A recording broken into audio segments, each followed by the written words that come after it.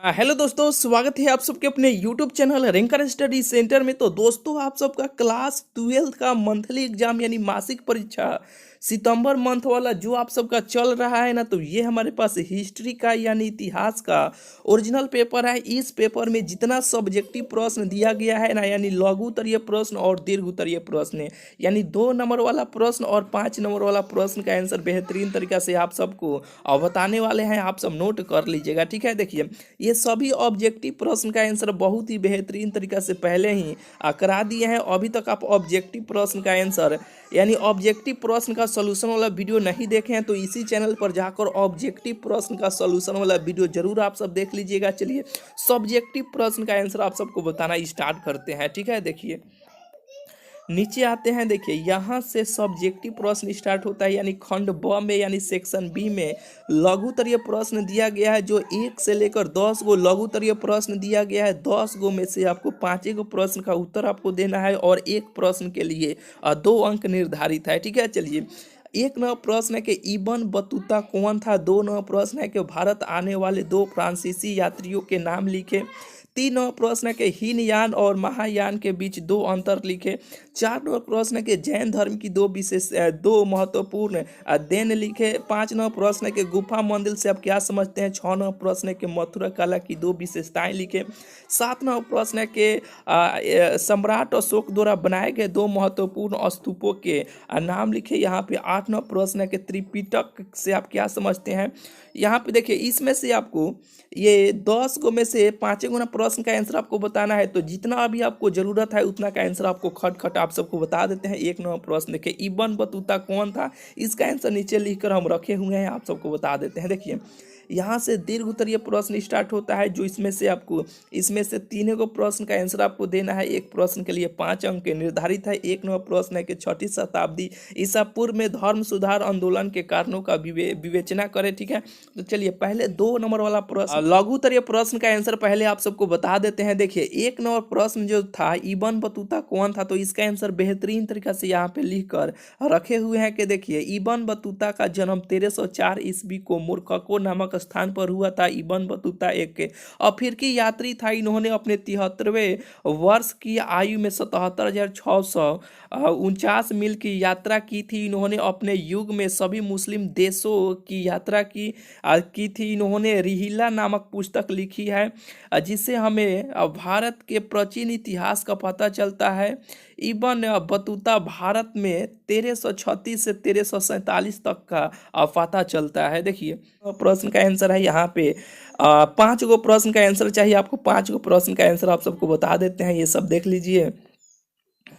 यहाँ तक 5 गो प्रश्न का आंसर हो गया, ठीक है। ये देखिए, पूरा पीडीएफ के रूप में ये पूरा पेपर को और पूरा ये जितना सब्जेक्टिव ऑब्जेक्टिव का पूरा आपको पीडीएफ के रूप में आप सबको, जैसे कि ये पूरा ये 2 नंबर वाला और ये पूरा 5 नंबर वाला प्रश्न को अब पीडीएफ के रूप में आप सबको बता देते हैं। जहाँ पे बता रहे हैं वहाँ से आप सब जरूर आकर आइए, पूरा डाउनलोड कर लीजिए, आप सब देख लीजिए। गूगल में आ जाइए। गूगल में आने के बाद यहाँ पे इसी चैनल का नाम लिखिएगा, ठीक है। नेट हमें थोड़ा सा खोलने दीजिए।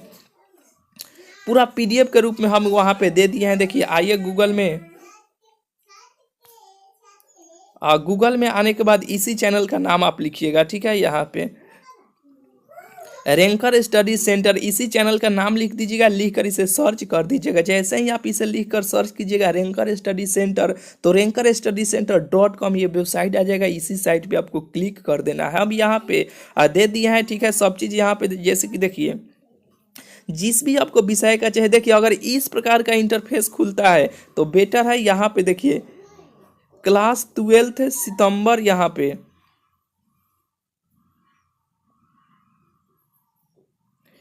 पे थोड़ा सा इंग्लिश का हो गया, मैथ का हो गया, ठीक है। यहीं पे देखिए, थोड़ा सा यहाँ पे नीचे आपको देखना पड़ेगा। यहाँ पे देखिए, नहीं तो अगर इस प्रकार से ये साइट खुलता है, जैसे कि देखिए यहाँ पे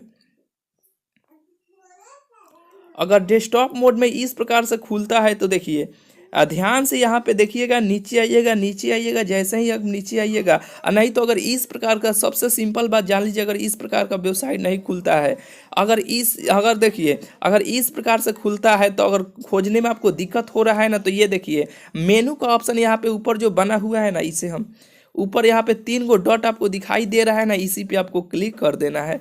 इस पे जैसे ही आप क्लिक कीजिएगा तो देखिए यहाँ पे class 10th, class 11th, class 12th यहाँ पे जो ऑप्शन बना हुआ है ना, ये किसी पर भी आप क्लिक कर दीजिएगा। क्लास 10th पे क्लिक कीजिएगा ना तो उससे कोई बात नहीं है। देखिए यहाँ पे आप सबको देखने को मिल जाएगा हिस्ट्री क्लास 12 सितंबर monthly exam objective subjective answer key यहाँ पे आप सबको देखने को मिल जाएगा। जिस भी आपको विषय का चाहिए यहाँ पे आप सबको देखने को मिल जाएगा। इस पर आप क्लिक कीजिएगा। क्लिक करने के बाद नीचे आइएगा। नीचे आने के बाद देखिए ये सब पोस्ट आप सबको देखने को मिले, पूरा पढ़ लीजिएगा। यहाँ पे पेपर है, नीचे ऑब्जेक्टिव का आंसर देखिए, एक का जो भी था यहाँ पे, एक का डी था, 2 का डी था, यहाँ पे 3 का डी था, यानी जो भी था यहाँ पे सबका आंसर यहाँ पे लिख कर अपडेट कर दिए हैं। ठीक है, आकर यहाँ से ऑब्जेक्टिव प्रश्न का आंसर बिल्कुल आप मिला लीजिए। ठीक है, और नीचे आइएगा तो देखिए सारा सब्जेक्टिव का आंसर यहाँ पे हम डाल दिए हैं। यहाँ पर आकर आप सब देखिए यहाँ से लॉन्ग प्रश्न स्टार्ट होता है,